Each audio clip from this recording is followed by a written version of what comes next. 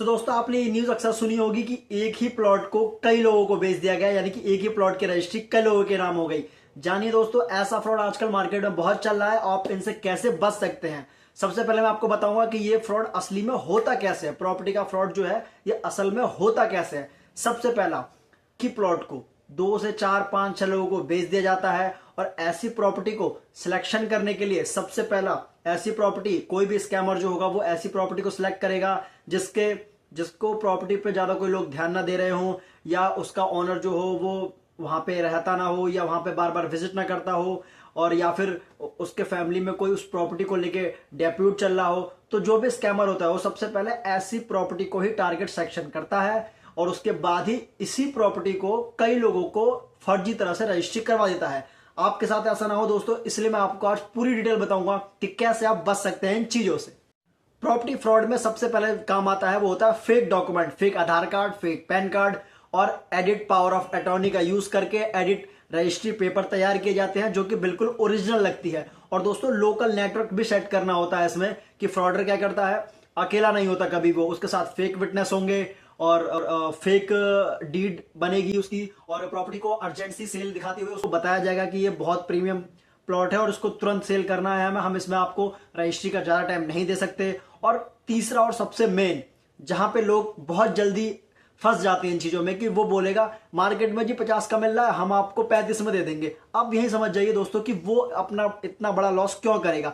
अगर कोई भी चीज मार्केट में 10 रुपए की मिल रही है तो वो आपको 5 रुपए में कैसे मिल सकती है। इस बात में लोग बहुत ही जल्दी फंस जाते हैं सस्ते के चक्कर में। और अपने पैसों को हमेशा सेफ रखें। जल्दी रजिस्ट्री प्रेशर, कोई भी आपको रजिस्ट्री का प्रेशर बहुत जल्दी बनाए, अमूमन होता है 1.5-2 महीने में, वो कहे कि भाई साहब हमें तो 15 दिन में ही करवाना है, तो दोस्तों पहले उसकी डॉक्यूमेंट को वेरीफाई जरूर करवा लीजिए। अगर आप वेरिफिकेशन चाहते हैं तो हम आपको फ्री चेकलिस्ट बताएंगे कि आप कैसे अपनी प्रॉपर्टी को वेरीफाई करा सकते हैं कि आपकी प्रॉपर्टी सेफ है या नहीं। और तीसरा हम बताएंगे सर इसका कि ये स्कैमर और क्या करते हैं। सबसे पहला ये बताते हैं पेमेंट मल्टीपल अकाउंट में लेते हैं। हमेशा एक अकाउंट में कोई भी सारी पेमेंट नहीं लेगा, कुछ कैश लेंगे, कुछ अलग अकाउंट में लेंगे, कुछ ताकि पैसे का ट्रैक मुश्किल हो सके। और जब से स्कैम हो जाता है तो स्कैमर गायब, क्योंकि रजिस्ट्री के बाद फोन बंद होता है और बाद में असली ओनर को जब ये बात पता लगती है कि उसके प्लॉट की रजिस्ट्री हो चुकी है तो दोनों लोगों को फिर कोर्ट में जाना पड़ता है और कोर्ट के चक्कर काटने पड़ते हैं। इसका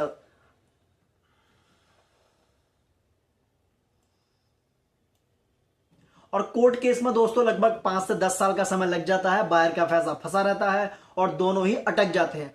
फ्रॉड से बचने के लिए सेफ्टी रूल, इस फ्रॉड से बचने के लिए सेफ्टी गाइड्स मैं आपको दूंगा कि सबसे पहला डायरेक्ट ऑनर वेरिफिकेशन ये जरूर कराएं दोस्तों। जिसके भी नाम रजिस्ट्री हो वो चेक करें, अगर वो वहां पे मौजूद ना हो, अगर आपको वेरिफिकेशन वैसे भी करानी है टोकन देने के समय तो उसी के अकाउंट में करें और वीडियो कॉल पर वेरिफिकेशन जरूर करें। दूसरा 25 से 30 साल का 12 साल टाइटल चैन को सर्च करें जिससे आप एकदम सेफ हो। और उसके बाद म्यूटेशन और टैक्सेशन रिकॉर्ड जरूर लो, वो उसको मैच भी करो ताकि आपकी प्रॉपर्टी हमेशा सेफ रहे। तो दोस्तों प्रॉपर्टी फ्रॉड से बचने के लिए आप लोकल इंक्वायरी जरूर करें, जल्दी डिसीजन ना लें। हमेशा पेमेंट को आप ये सोचें कि थोड़ा थोड़ा करके ही पेमेंट करें, चेक से करें। और प्रॉपर्टी की और भी लीगल गाइडेंस के लिए आप हमें फॉलो कर सकते हैं। आप अभी कहीं भी प्रॉपर्टी परचेज कर रहे हो, अगर आप उसकी वेरिफिकेशन चाहते हैं तो हम आपको फ्री ऑफ कॉस्ट चेकलिस्ट बताएंगे जिससे आपका पैसा सेफ हो।